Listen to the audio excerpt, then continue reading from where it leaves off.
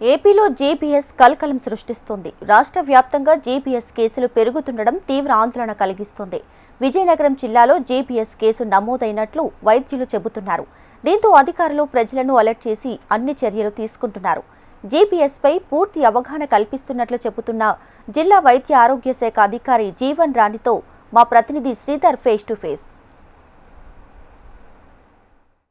ఏపీలో Guillain బారే syndrome వరుసగా కేసులు నమోదవుతున్నటువంటి పరిస్థితి. ఈ నేపథ్యంలోనే విజయనగరం జిల్లాలో కూడా ఒక కేసు నమోదైనట్లు వైద్య వర్గాలు వెల్లడించినటువంటి పరిస్థితి. అసలు విజయనగరం జిల్లాలో ఈ గులియన్ బారే సిండ్రోమ్ ఎఫెక్ట్ ఏ విధంగా ఉందో అడిగి తెలుసుకునే ప్రయత్నం చేద్దాం. మనతో పాటు విజయనగరం DMHO జీవన్ రాణి గారు ఉన్నాడు, అడిగి తెలుసుకునే ప్రయత్నం చేద్దాం. చెప్పండి మేడం, అసలు ఈ గులియన్ బారే సిండ్రోమ్ అంటే ఏంటి, దీని లక్షణాలు ఏంటి మేడం? అసలు గులియన్ బేరీ సిండ్రోమ్ అని మీరు అన్నారు. అదేవిధంగా it's a syndrome, multiple systems అన్నీ ఇన్వాల్వ్ అవ్వటం వల్ల మనిషి యొక్క బాడీలో నర్వ్ సిస్టమ్ ఇన్వాల్వ్ అయ్యి తద్వారా మస్కులర్ వీక్నెస్ అవన్నీ వచ్చేస్తాయండి.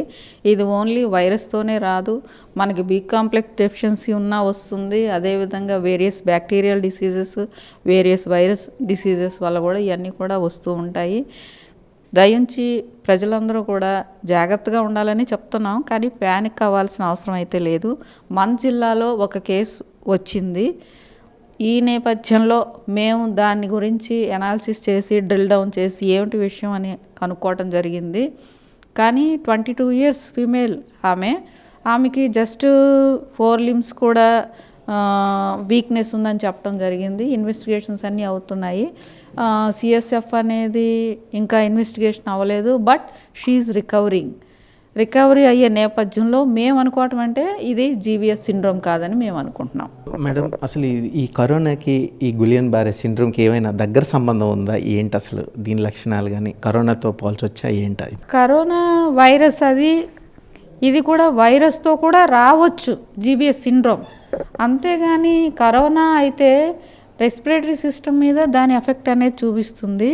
ఇది నర్వ్ సిస్టమ్ మీద ఎఫెక్ట్ చూపించి తద్వారా మొత్తం సిస్టంలో ఉన్న నర్వ్స్ అన్నీ కూడా ఇన్వాల్వ్ అయ్యి తద్వారా వీక్నెస్ రావటం, పెరాలసిస్ లాగా రావటం జరుగుతుందన్నమాట. దానికి దీనికి అంత రిలేషన్ అనేది లేదు.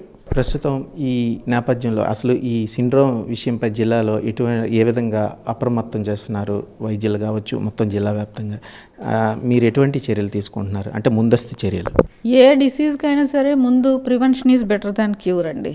ఈ నేపథ్యంలో మొత్తం మా PHC మెడికల్ ఆఫీసర్స్ ఏంటి, మా స్టాఫ్ ఏంటి, అందరినీ కూడా వాళ్ళ ఫీల్డ్లో వాళ్ళకి సంబంధించినంత వరకు అవేర్నెస్, సర్వలెన్స్ ఇవన్నీ కూడా చేయాలని చెప్పేసి ఇన్స్ట్రక్షన్స్ ఇవ్వటం జరిగింది. ఈ నేపథ్యంలో పబ్లిక్ని ఇంటర్పర్సనల్ కమ్యూనికేషన్ ద్వారా వాళ్ళకి ఇవ్వాల్సిన IEC యాక్టివిటీస్ ద్వారా వాళ్ళని అవేర్ చేస్తున్నాము.